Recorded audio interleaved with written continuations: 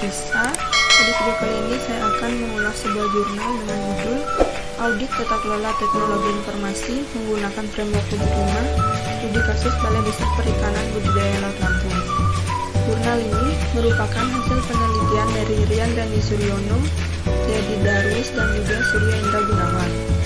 Baik, langsung saja kita simak pembahasannya. Balai Besar Perikanan Budidaya Laut Lampung merupakan salah satu balai yang telah menerapkan teknologi informasi dalam bidang sasaran kinerja pegawai, yaitu dengan menggunakan sistem ESKP atau Elektronik Sasaran Kinerja Pegawai. Saat ini, kegiatan tata kelola keamanan informasi belum dilakukan secara maksimal. Untuk mengantisipasi terjadinya kendala seperti sumber daya manusia yang kurang memahami aplikasi ESKP sehingga berpotensi terjadinya error pada aplikasi, kemudian ESKP masih menghadapi persoalan berkaitan dengan sering terjadi kehilangan data ESKP dan belum ada solusi terkait masalah kehilangan data. Berdasarkan permasalahan tersebut, maka perlu adanya audit tata kelola keamanan informasi untuk peningkatan keamanan data dan informasi pada Balai Besar Perikanan Budidaya Laut Lampung, khususnya pada sistem ESKP. Selanjutnya kita akan membahas mengenai audit. Audit pada dasarnya adalah proses sistematis dan objektif dalam memperoleh dan mengevaluasi bukti-bukti tindakan ekonomi guna memberikan asersi atau pernyataan dan menilai seberapa jauh tindakan ekonomi sudah sesuai dengan kriteria yang berlaku dan mengkomunikasikan hasilnya kepada pihak terkait. Tata kelola TI adalah tata kelola sebagai tanggung jawab eksekutif dan dewan direksi sebagai bagian dari tata kelola bisnis, terdiri atas kepemimpinan, struktur, dan proses-proses organisasi yang akan memastikan bahwa TI organisasi tersebut bisa mendukung dan menyampaikan tujuan strategis organisasi.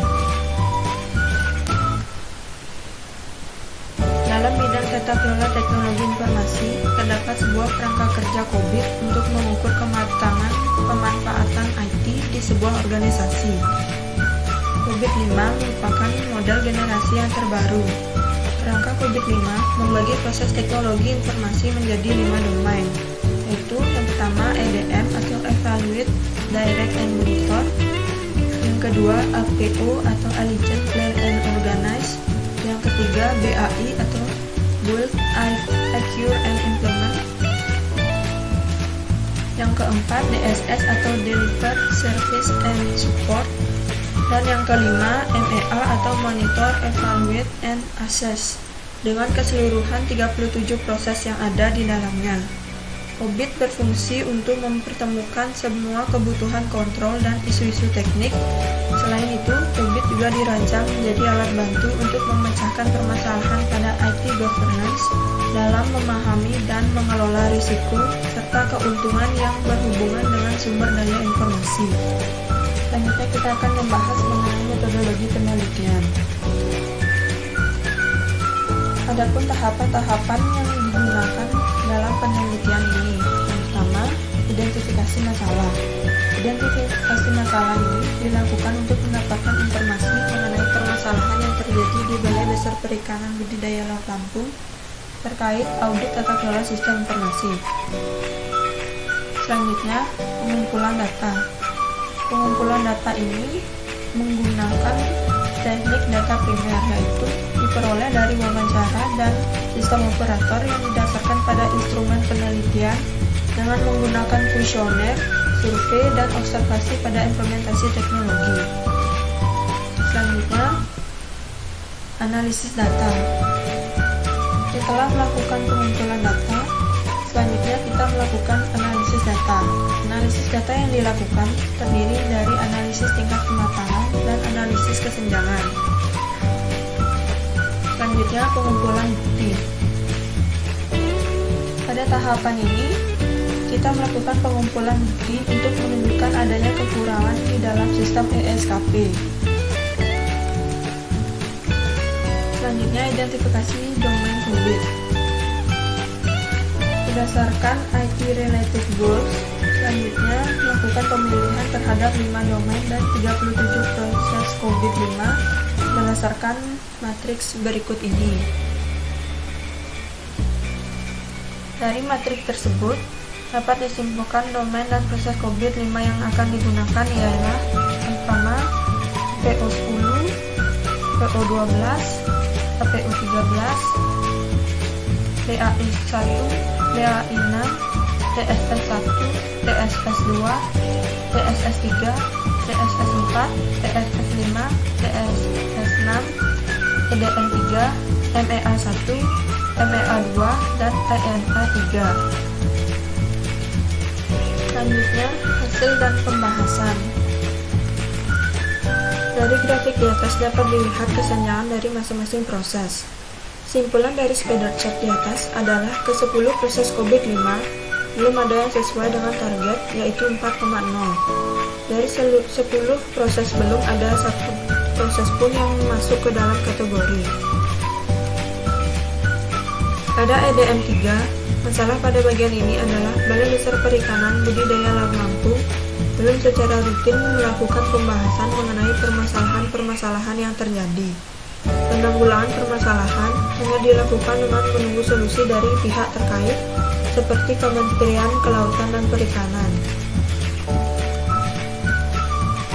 Pada APO12, yaitu tidak ada perkiraan frekuensi kerugian yang berkaitan dengan risiko TI. Tidak ada pelaporan secara khusus ke bagian-bagian yang mengalami dampak dari permasalahan. Pada APO13, yaitu user ESKP saat ini dipegang oleh 2 orang, di mana 2 orang tersebut memiliki hak akses penuh terhadap sistem ESKP. Permasalahan muncul ketika 2 user tersebut akunnya dimiliki oleh semua pegawai.